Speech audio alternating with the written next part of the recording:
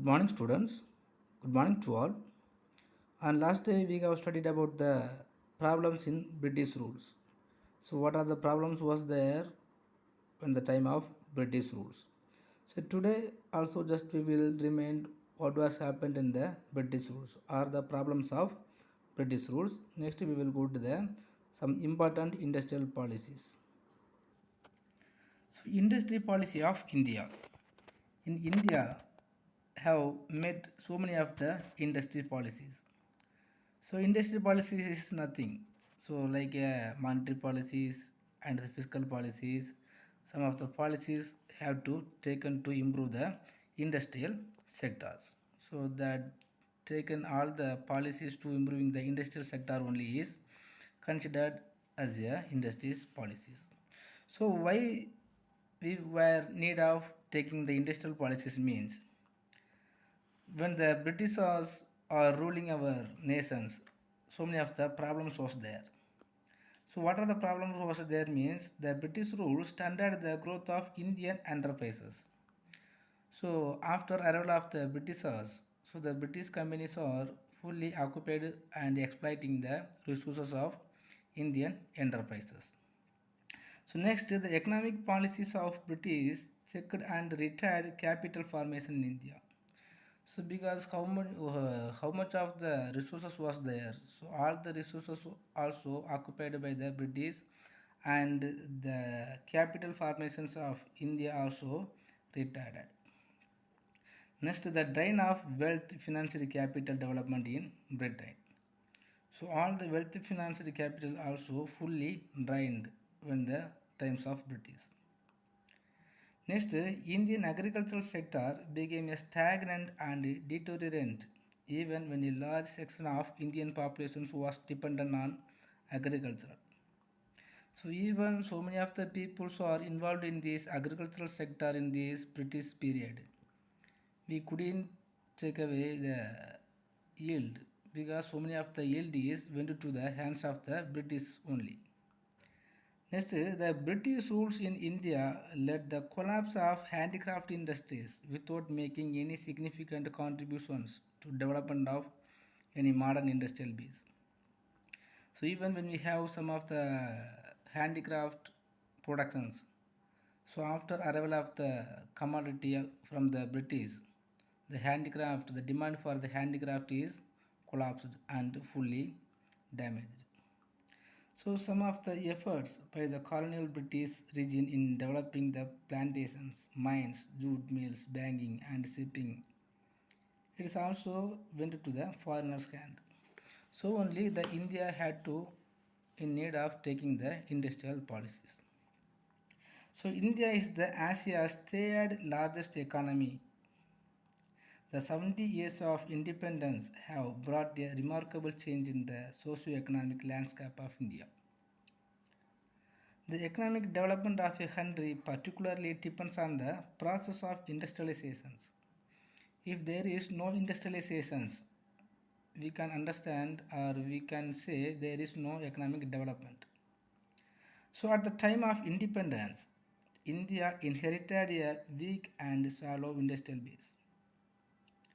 So therefore, during the post-independence period, the government of India took special emphasis on the development of solid industrial base. Because after understood the development, the root or the sources of the development, if you are not implementing, it's our problems. So only so India had understood about the development of economic. So, the industrial policy resolutions of 1948 and 1956 clearly stated the need for developing both small scale industries and large scale industries.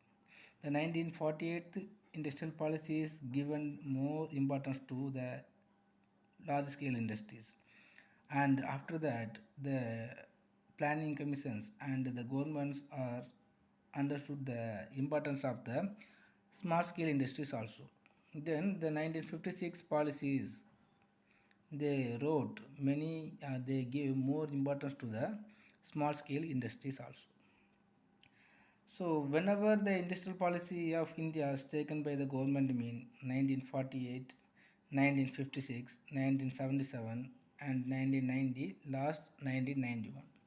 At last industrial policy of 1991 only given more importance and identified the root cause of the socio-economic development. First, the Industrial Policy Resolutions 1948. The Government of India recognized the significant contribution of industrializations. Therefore, the Government of India declared its first industrial policy on 6th April 1948. So, this is the important one word also. The first industrial policy was taken on the 16th April 1948. The main importance of this policy was that it's in India the system of mixed economy. So what are the industrial policies needed on the basis of the mixed economy? That policy only was taken. So on the basis of industrial policy resolutions 1948, some of the important policies was taken. The industries were classified into four groups such as public sector and public cum private sectors. Public sector means so all the strategic industries are considered as a public sectors. Next, public and private sectors means the key industries. So, what are the industries will be helpful to improving the economic development for our nations? So, all these items are considered as a public and private sectors. Next, controlled private sector, private and cooperative sector. So, even some of the industries is went to the hands of the private. That industries made to controlled by the government only. Next, this policy endeavored to protect cottage and small scale industries. So the 1948 policy only endeavored to protect the cottage and small scale industries because already we have studied in our British rule the Indian economic development or the problems of British government period. So the British government did not give any importance to the small scale industries and cottage industries. But after identifying the income of the cottage industries and the small scale industries, it was very abundantly. So the 1948 industrial policies was given the more importance to the cottage and small scale industries also. Next, the central and state government had the virtual monopoly in rail, roads and exclusively rights to the developed minerals and ore etc. So all the state and central government taken all the rights to improving or like monopoliticians for controlling the rails and roads and exclusively rights to the minerals. Next, the government encouraged the significance of foreign capital for industrializations, but government decided that the control should remain within India hands. So now the Indian on the basis of the last industrial policies 1991, the Indian economy fully opened to the foreign capital. But in 1946, the government encouraged the significance of the foreign capital and some amount of the capital only can able to make the investment by the foreigners. But all the controlled and importance had to given by the had to controlled by the governments, our Indian governments only. Next, industrial policies 1956.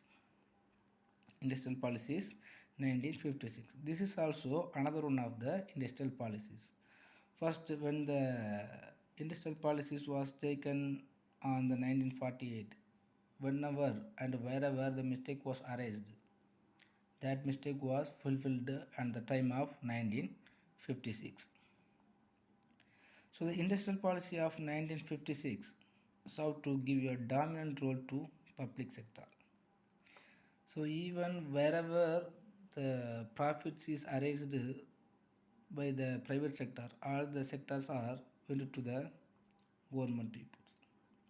So all the same time, it assured a fair treatment to the private sector. Next, the government would support and encourage the cottage and small scale enterprises by restricting volume of production in the large scale sector by differential taxation or by direct subsidies. So the government the government, after identifying the importance of the small scale and small scale industries, the government have given more importance. And what are the efforts were there? This efforts was taken by the government.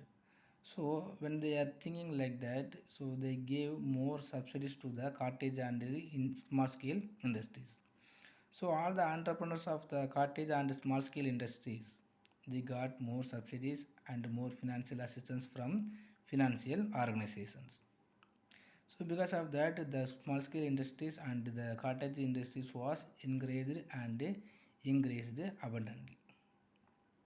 Next, these industrial policies emphasized the necessity of reducing the regional disparities in levels of development. Even if the government giving the more importance to all the type of the industries, small scale cottage industries and large scale industries, it was just made the identify the problems of the policies. So on the basis of these policies, so it was given more importance to reducing the regional disparities. So when they are reducing the regional disparities only is enough, some of the peoples will get some of the benefit. Okay students, then industrial policies 1956 and the industrial policies 1948 only is have the more importance. So in our lessons we have studied the industrial policies about the 1948 and 1956. Next we will study about the green revolutions. So the term green revolutions refers to the technological breakthrough in the agricultural practices. So the father of green revolution is M.S. Swaminathan. So M.S. Swaminathan only propounded and implemented many of the things in agricultural field. Because even when we have more importance, when we give more importance to the industrial sector, the government identifying the um, reliance, so the self-reliance in these agricultural sectors. We did not have the self-reliance in these productions of agricultural sectors. So the M.S. Swaminathan has propounded the green revolutions and he brought away the more things. So the green revolution refers to the technological breakthrough in the agricultural practices. What are the old method was used in these agricultural sectors? So all the old methods also had been reduced, and the new implementations or new methodology was implemented in these agricultural sectors. So on the basis of the green revolutions, they gradually replaced by modern technology and agricultural practices in India. Initially, the need technology was tried. So it was called as the high yielding variety program. High yielding variety program, because on the basis of bringing the high yield variety seeds only, one of the important field in these green revolutions. So because of the green revolutions, what are the achievement was there? What are the achievement is achieved by the green revolutions means? First, the major achievement of the new strategy was to boost the production of major cereals, that is the wheat and rice. So normally the Indian government or the India only had many positives to cultivate the wheat and rice only. So first it has implemented the new technological or ideological to the agricultural and to cultivate the wheats and cereals only. So India was depending on US for the food grains, but now the India also became as an exporter of the rice and wheat to the another countries. So the India lost of and the other and the India lost of minerals. So many of the weapons and so many of the tools and materials was used in this agricultural sector. Next, the green revolution was confined only the high yielding varieties, cereals, mainly rice and wheat. So the rice and wheat only had the high yield variety seeds. Next, the strategy was mainly directed to increase the production of commercial crops and cash crops such as sugarcane, cotton, jute, oilseeds, and potatoes. So when we have more importance to the money crops, only we can get more profit in the from the agricultural sectors. So the green revolutions also given the more importance to the money money crops. Next, per hectare productivity of all crops had increased due to the better seeds. Next, the green revolutions had positive effect on development of industries, which manufactured agricultural tools like tractors, engines, threshold, and pumping, etc. So, because of the green revolutions, the productions of the agricultural machineries also had been improved abundantly. Next, the green revolutions had brought prosperity to rural people. So, increased production had generated employment opportunities for rural masses. So, whenever the agricultural sector is increased, so wherever the possibilities to increasing the employment opportunities, so all the possibilities had achieved the employment opportunities. So, due to this, their standard of living had increased. So, when the all peoples, or when the peoples are getting the employment opportunity, so their living standard of the people also has been increased. Next, due to multiple cropping and more use of chemical fertilizers, the demand for labor increased. So when the fertilizers and the cultivations and usage of the all machineries, so the demand for the labor also had been increased. So whenever the demand has been increased, and because of that the employment opportunity also will be increased. So on the basis of increasing the employment opportunity, the living standard of the people also has been increased. Next, financial resources were provided by banks and cooperative societies. These banks provided loans to farmers on easy terms. So because of or after arrival of the green revolutions, so all the poor farmers also got the chance to getting the more financial abilities or more financial facilities from the types of banks. Mostly the Nabard Bank and some of the cooperative banks were given more financial facilities. Next, the weakness of green revolutions.